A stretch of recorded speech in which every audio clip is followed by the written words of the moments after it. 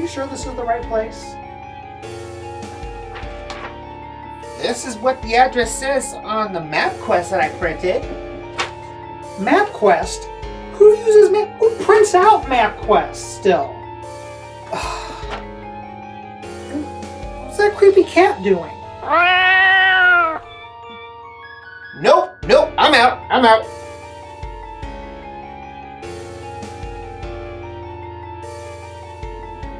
In the game of Pet Cemetery, you and the other townsfolk are attempting to stop the evil Professor Esker, who is now conducting experiments at the pet cemetery on all of the village's newly deceased pets. Well, maybe not entirely newly deceased, but they're deceased pets because his beloved pet, Mr. Mittens, was accidentally killed. So he's going crazy and reanimating all of these deceased animals, and you are now tasked with trying to stop him. So this is a race to be the first to stop him, and whoever finishes will be the winner of the game. So here is the board here. So I have these tiles here, and they'll connect together in a very specific way. Every character has their own, of course, mover pawn, and then each character has their own special ability. So for example, the speedster here, he can move diagonally 2 tiles. Normally you can only move orthogonally, which is up, down, left, and right. And there are a few different characters. They all have a different ability. So you can have a player pick who they want, or just randomly, and everybody will start on this starting line on the start board here. So let's just put out a few characters here. So once you have your character selected and everything, everybody will go ahead and draw 3 cards from the pile. Just do a starting hand. The way you win this game is you cross the red line with the handcuffs in your hand. You play the handcuffs. When you cross that line, you have won and you have successfully detained Professor Esker.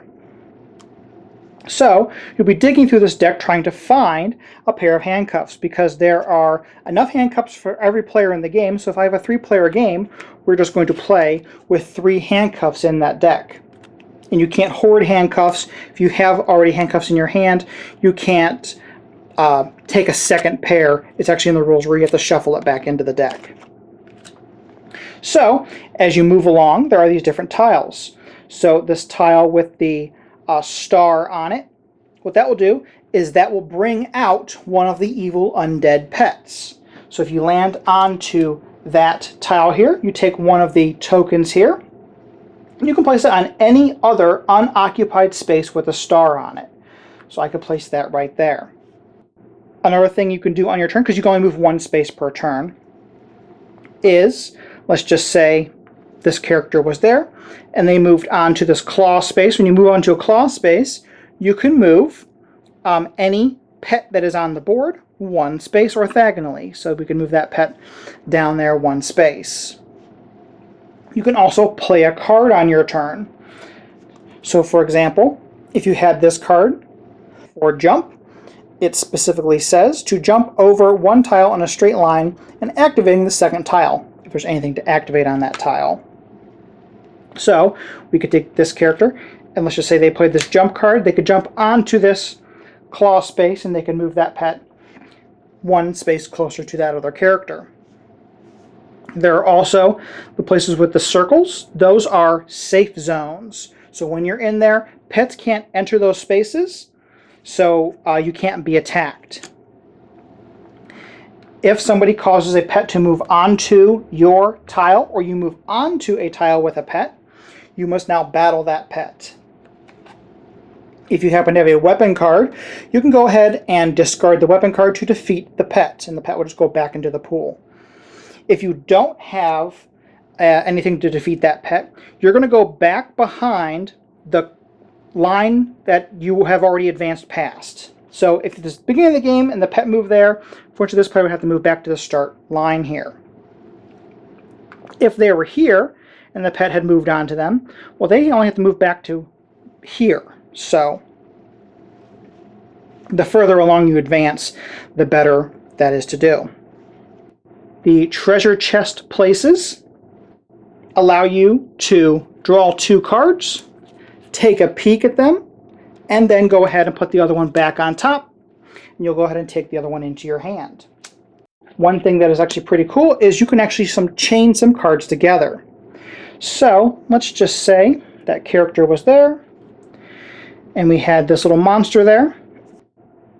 So on their turn, they decide to move 1 step forward, which would initiate an attack. So they go ahead and they play a weapon card, which defeats that pet. Then they have a card such as a protein bar, and the protein bar says when you defeat a pet monster using a weapon card, use this card to immediately take another turn. So they could do that right there. And on their other turn, they said they're going to play a card, and they can play this jump card here, and they could jump to the next space. And, you know, just for giggles, if there was a pet here, they could move that pet to them. If they happen to have another weapon card, and they maybe happen to have some of these other cards, they can continue to take turns and kind of chain those events and advance up. But the whole time you're trying to dig through these cards and trying to find these handcuff cards. But once a player is able to cross that line, play that handcuff card, they are declared the winner of the Pet Cemetery. Punchboard Media, where we all bring something to the table. Pull up a chair at punchboardmedia.com. So that is a brief overview of the Pet Cemetery.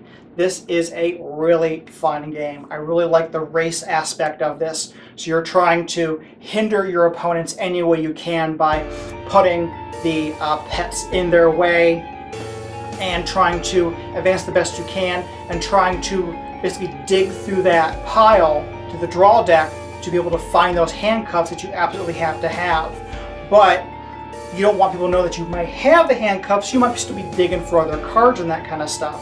So I really enjoyed this game. It is pretty fun. It is fun at 2 players. It is also fun at larger player counts where there's a little bit more chaos going on.